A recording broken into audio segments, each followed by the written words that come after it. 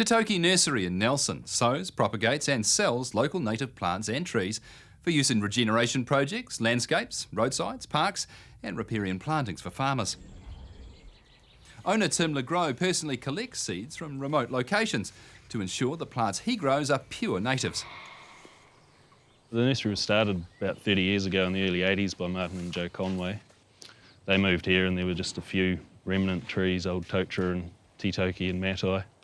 They set about learning how to collect and grow plants just to restore the bush. And yeah, from there it grew really. Neighbours wanted the trees and they've now got a QE2 covenant on that block.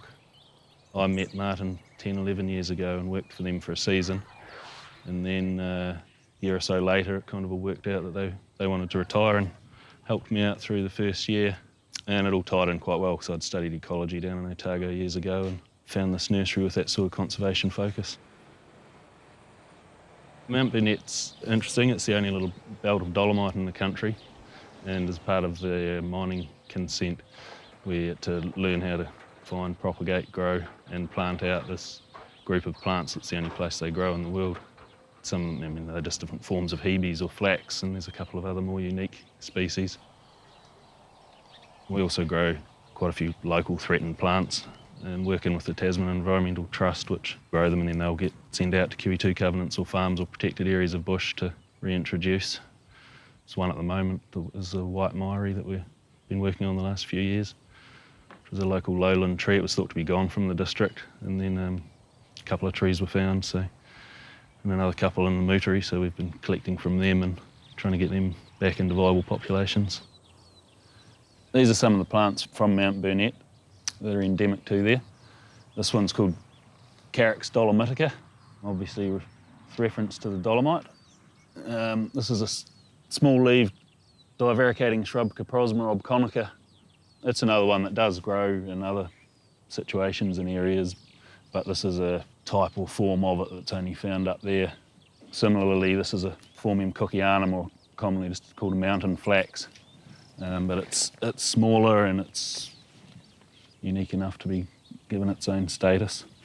And again, this is one of the hebes, which is the type Mount Burnett.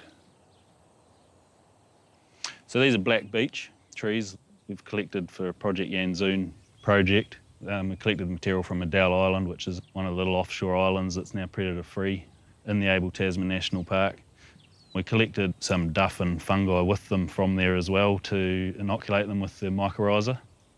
They have an important relationship and they're growing fantastically well. So these are going to be used to next autumn get planted out on Adele, which has been chosen because it replicates a lot of the headlands where this hake is a problem in the mainland Abel Tasman. So if it works, we'll see a lot more of it through the mainland as well.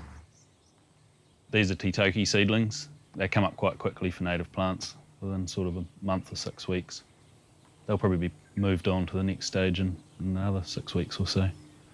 The Titoki trees were sort of common bread and butter trees on the lowlands here long ago, and now there's not many of the old trees left.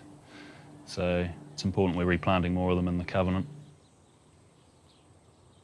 These are root trainers. The seedlings are pricked out. So this is Kanuka in front of us. The seed was collected 6 months ago, and in 6 months it'll be ready to be planted out. It'll be this sort of size. This is a pittosporum. And you can see the root trainer system really encourages good downward roots rather than bags where sometimes they spiral round and round. And it's cost-effective grade. You can fit 40 plants in a wire frame.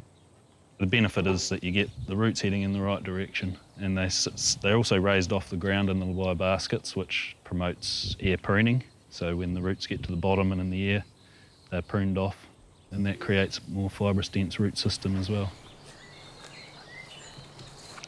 This is down just adjacent to the QE2 covenant on the Titoki property. This is Titoki. It varies when the seed's ripe. Sometimes it can be October, sometimes it can be March, so it's just a matter of watching it. And when the capsules start to open up, the fruit around the seed is red to attract the bird, and the black little circle in the middle is the seed. We'll collect them, clean them off and sow them.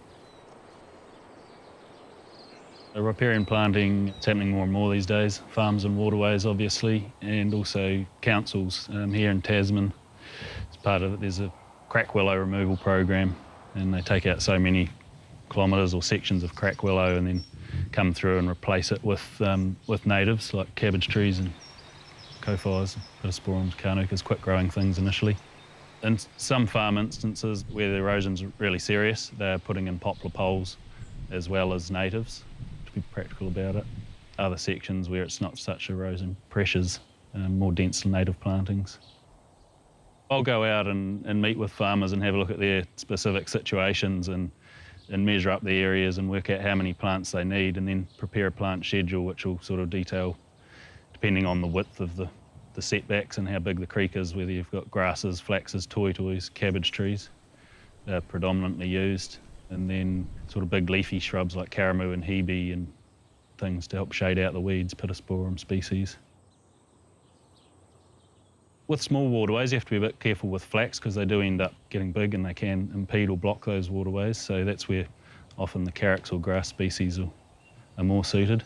On bigger rivers like this, flax and toitoi are great because if you get flood events, they'll lie down and let most of the water go over and debris go over and then stand back up, rather than having spreading shrubs that are going to block and dam up the river.